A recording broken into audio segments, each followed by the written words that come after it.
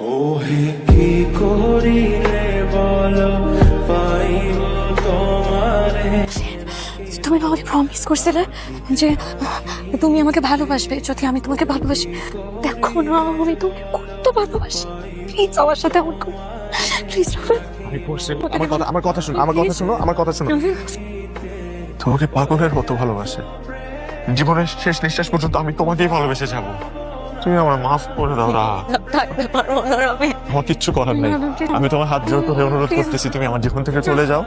হৃদয়ে রাখিতে আমার সাথে